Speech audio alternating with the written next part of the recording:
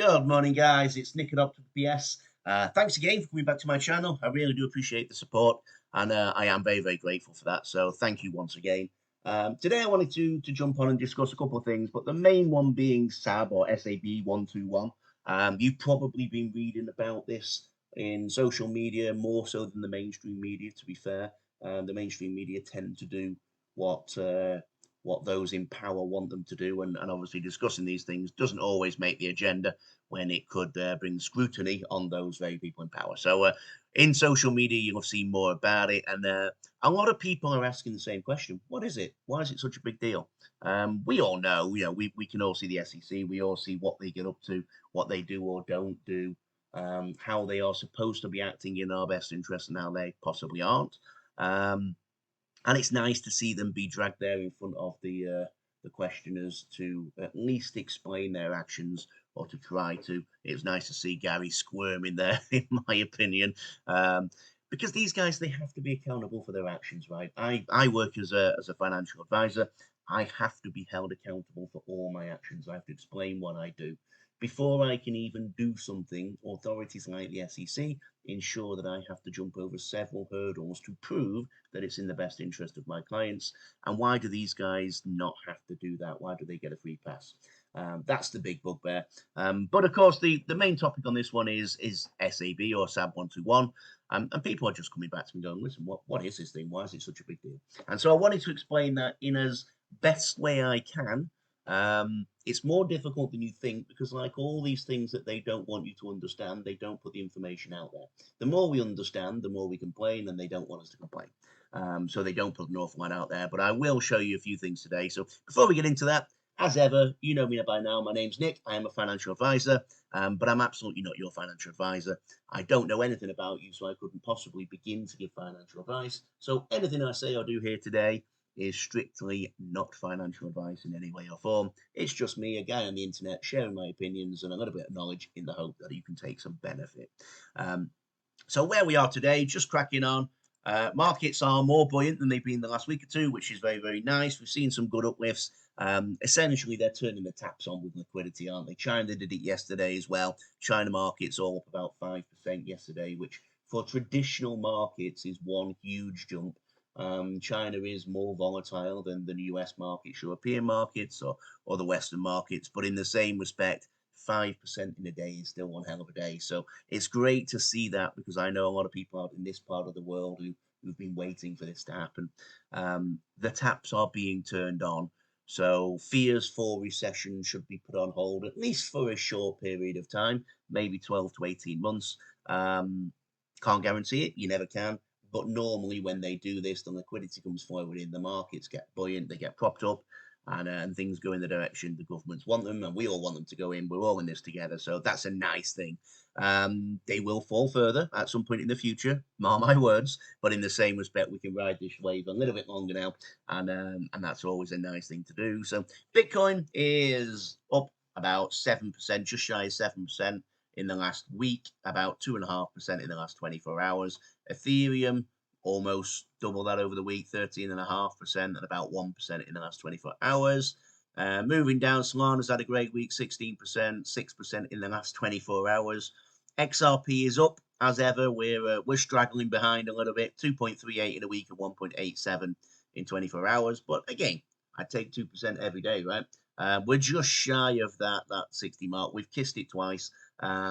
Once we break through 60 cents, there's not really any major resistance above us up until 65. And even that, there's not a huge amount of resistance there at 65 either. So I expect once we break 60, we'll have a good push. Moving on towards the end of the year, I hope we'll hit at least $1 and probably pushing towards an all-time high end of this year, early next year. Again, no promises on that, just a prediction. Using a little bit of old school knowledge to try and guess where we're going to be, but no one's got a crystal ball, so don't take that as gospel.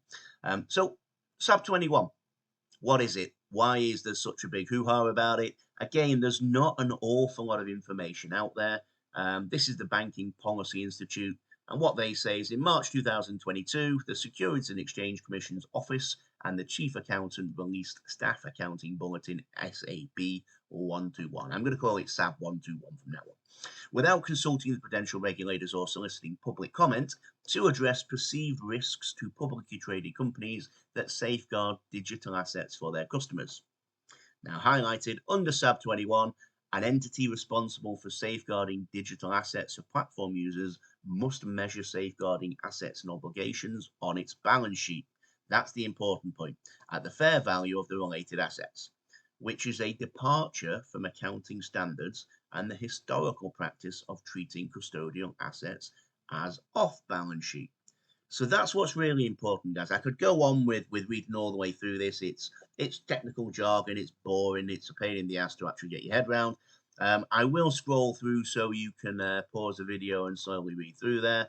But realistically speaking, what we're looking at here is a situation where historically, if a bank were to custodize assets on behalf of their customers, customers being you and me, banks being, let's use the example of Bank of America, BNY Mellon, whoever you want to look at really, they don't need to hold those assets on their balance sheet.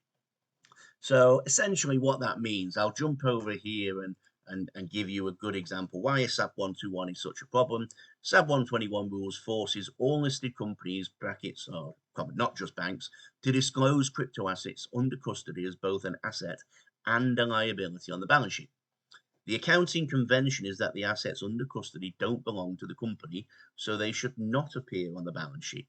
That's what it's been historically with other custodial assets. SAB 121 has a major impact on banks because they are subject to capital requirements based on their balance sheet. So in effect, the rule means US banks must keep $1 of capital for every $1 of assets under custody. If this rule were applied to all assets, it would require BNY Mellon to have $48 trillion in capital. So what we're essentially saying there is that for every time a bank holds $1 worth of crypto, under SAB 21 rules, they have to have $1 on the balance sheet, set to one side. That's not the same with every other asset banks hold. It's not the same with, gold. It's not the same with stocks. It's not the same with ETFs on traditional assets. So it's a major, major disadvantage to the banks to hold crypto assets on custody for their clients. And banks don't like being disadvantaged, plain and simple. So there is no law that stops the banks from actually holding the assets, but they have to be there on the balance sheet. So what it means is banks doubly lose out. One, they have to hold the asset. Two, they have to have $1 for every $1. So realistically speaking, you're asking a bank to take major, major reduction in profits in order to custodize those assets for us, their customers. Why would they do that? Banks like to make money.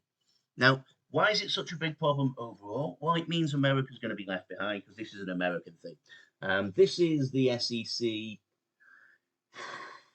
weaponizing the legal framework in the United States to prevent crypto adoption for whatever reason they decided underneath, behind closed doors is their reason. I don't know why.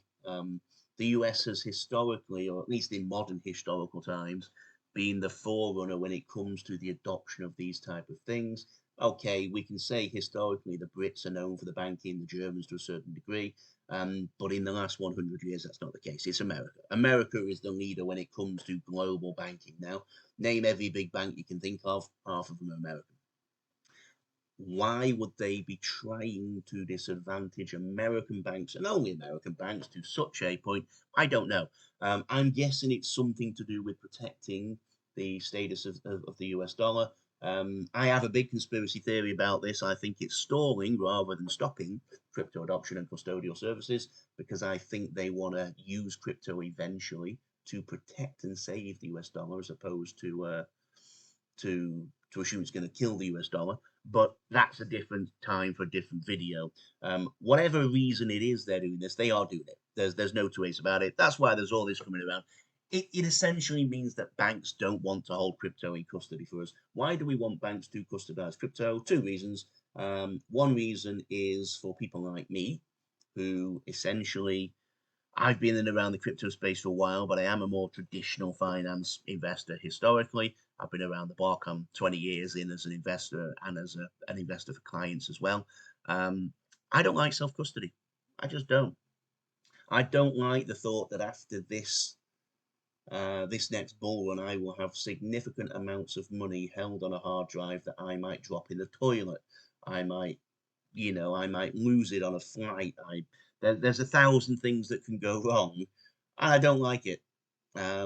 Most people in the space do, and that's your prerogative. That's up to you. I just don't like it. I live in a very secure place on a gated community, so I have no real concerns that someone might break in and steal my hard wallets. What if the house burns down? I live in an old house that was built by the U.S. Navy, funnily enough, and it adjoins another house next door. What if next door burned their house down and it burns my house down? What if there's an earthquake? I live in the Philippines and my hard drive gets buried under a house worth of rubble.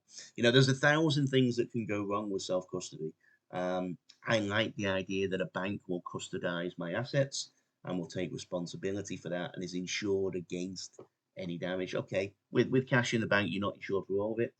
It's about 50,000, 75,000 euros, £50,000 now, 75,000 in the UK, and the US is a little bit more in dollars. Around the world, the average is about 75,000 US worth of cash in a bank is insured. But that's for every bank account, right? So I could have a bank account in every bank, and I'm basically covered if my bank goes bust. I'm covered if someone burgles the bank. I'm covered if the bank make a bad decision. To the greater degree, we all remember the financial crisis. I'm not covered if my house burns down. I'm not. I'm not covered if I decide to send my crypto from my hard wallet to an exchange so that I can cash in some US dollars or whatever the currency I decide to cash in at, and I make a mistake and I send it to a dead wallet or I send it to someone else's wallet. There's 1,000 things that can go wrong with self-custody that I would prefer to be the liability of the bank and the banks be covered against that. If the banks cock up and send my money to the wrong account, they refund me. So that's my whole theory on it. The major reason though why it's such a big deal is the banks can't profit from this right now under the US rules. And if the banks can't profit, they won't do it. And if the banks don't do it, I know there's thousands of you out there who love the idea of taking control, decentralized finance. But the simple fact is you are in the minority. The majority of people will never ever get into crypto until they can do it via an organization like a bank, like financial advisors like myself, like bigger financial organizations. There's big. I'm a single family office. I look after a couple $100 million. There are big financial advisory services out there from banks, from the advisory arms of banks, from big companies that manage billions, if not trillions of dollars. People want to use those companies. People don't want to do hours and hours and hours of research deciding which cryptocurrency is the right one for them. They want to come to a guy like me and say, hey, bro, sir, whatever they might call me. Most of my clients don't call me bro, but they want to say, hey, we want to pass this responsibility on to you. We want you to do the hours of research and you to recommend the portfolio, please. And if it all goes wrong, we're going to sue you. That's what they want to do. They want to make sure they are covered because they don't have the knowledge. They don't have the understanding of these things. You're going to get a baby boomer with $1 million. He doesn't know about Bitcoin. He doesn't know about Ethereum. He doesn't know the difference. He doesn't know what one blockchain brings as an advantage over another. He doesn't understand the market and he doesn't need to. He wants to go to a guy who does, just like he does with his gold, just like he does with his stocks, just like he does with his fixed deposits and his bonds and his company investment shares. He does not want the responsibility to do that. She does not want the responsibility to do that. Most people on this planet do not. And until this rule is abolished, is changed, is different, there's nowhere really for them to go. I don't advise on cryptocurrency. In fact, I run this channel. I don't even tell my clients I run this channel. I tell them if they ask me questions about crypto, I answer them, but I don't tell them how far down the rabbit hole I am, how much I'm a big believer in crypto, because I'm not allowed to give them advice on it. They say to me, Nick, I've seen your channel. You're such a huge fan of crypto. Please tell me which ones to buy. And I have to look them in the eye and say, no, I can't. I'm not covered for that. I don't have the licenses for that. There's no regulation for that. I don't have any liability insurance to cover my ass if it goes wrong. And for most of my clients, to be perfectly honest, crypto is still too far or too young in its infancy. There's too far to go before it's established enough to make it a suitable investment choice for them. There's too much volatility in it. Most of my guys are coming to the end of their investment life, so okay, I'm pretty damn certain jumping in now, catching this ball and getting out near the top would be good. But we never know, right? Just because bull runs have always happened every 4 years or 3.5 years as they are, doesn't mean this one will. It's too high risk for my guys anyway. But the simple answer is there's nowhere for them to go. People ask me, they say, who can I go and talk to that will manage a portfolio of crypto for me? Well, the answer is anyone with a track record of 5 to 10 years that I would recommend. No one. And it's because of things like SAB 21 that there is no one out there doing it. It's because of things like SAB 21 that these guys don't want to offer the service to retail clients, because there's far too many risks, there's too many drawbacks and not enough benefit. Now, if we could move that off balance sheets, the big banks will get involved instantly. In Europe, they're beginning to do now. Not as quickly as we'd like as well. The regulation's been slow there, but it's there now. It's coming there now. Japan, it's coming through now. America is behind the curve on this. And America does not want to be behind the curve on this because it's happening with or without America now. That's the simple fact of the matter. It's happening with or without America. And so America wants to jump on this bandwagon and lead it. It sounds like some of the new potential candidates are coming forward with ideas on how to do it. It sounds like this is going to change, which is a great thing. But yeah, just in a nutshell, that's why it's such a bad thing. Essentially, it's because banks have to hold $1 for every $1. No one wants to do that. You know, responses to SAB 121, just to finish off. Anchorage Digital. Lastly, it is already well established that SAB 21 compliant banks cannot scale the digital asset custody offerings due to knock-on capital costs associated with putting custody digital assets on their balance sheets. This is because these banks have to hold 500 BPS in their Tier 1 capital for any digital assets they hold on their balance sheets, despite their estimated returns for custodying digital assets amounting to 5 to 50 BPS. This makes it unprofitable for banks subject to SAB 121 to custody digital assets. BNY Mellon, banks cannot practically serve as qualified custodians for digital assets in any sufficient scale if they are still subject to the threshold limitations of SAB 121. SEC Commissioner Hester Peirce, yet another manifestation of the Securities and Exchange Commission's scattershot and inefficient approach to crypto. Nobody wants this but the SEC. Plain and simple. No one can understand why they're being such a stick in the mud with crypto in general. The US is being disadvantaged by this now. That's why it's got to go. That's essentially what it means. What does it mean for us, guys? It means once this is gone, the banks open the floodgates for retail. And I mean real retail comes in. What we've seen so far is not retail, guys. We're a few like-minded people who've decided that decentralized finance is a good place to be. Whether it's because we believe in it, because we hate the banks, because we believe in that side, or whether it's because, like me, I just see a chance to profit. It doesn't matter. We are the tiniest minority of people globally. We need everyone else. And I know there's a load of you out there that want DeFi, don't want everyone else involved. But I tell you now, without everyone else, we don't get the pump. Without the big banks, we don't get the pump, because 95% of people out there do not want self-custody. Go sit around the Thanksgiving table coming up, speak with your families, ask them, how many people around this table would be comfortable taking their 401k or whatever your state pension might be, and placing it into your own custody, making your own decisions, buying, selling crypto, the potential to use an FTX, the potential to use, a Mt. Gox, anything like this, the potential to cock it up and lose all your money. Who wants that? Your hand will go up. Possibly a young nephew, niece, a young cousin. No one else's hand will go up. And that's the simple fact. If we want this major retail pump, and by the way, you've seen nothing yet. Once real retail gets involved, the last pumps we've seen are going to be dwarfed in comparison. Yes, you can argue that the earlier ones were where all the profit was made because they went from very low to big values. But you ain't seen nothing yet when it comes to billions and billions flowing into this market, trillions flowing into this market. When real money, retail money gets involved via the banks, via these organizations that rely or are restricted by SAB 121 right now, you ain't seen nothing yet. That's what we're waiting for. It's happening. It's going to come soon. I don't know how soon. Even if they snap their fingers and revoked it today, it's still going to take months and months to come up with something else. That's why US has to act now, or they're going to be behind the curve on this. But it is happening, guys. It's coming. That's why it's such a big deal. I hope that all makes sense. Please do let me know if you have any questions, any comments, good, bad, ugly. As ever, please do like and subscribe to the channel. Please tell your friends about the channel if you find it interesting or useful or remotely valuable in any way or form, I suppose. Guys, thanks very much. 20 minutes in. I'm going to love and leave you. Have a great day. Enjoy your week ahead. We'll speak again soon. All the best. Nick.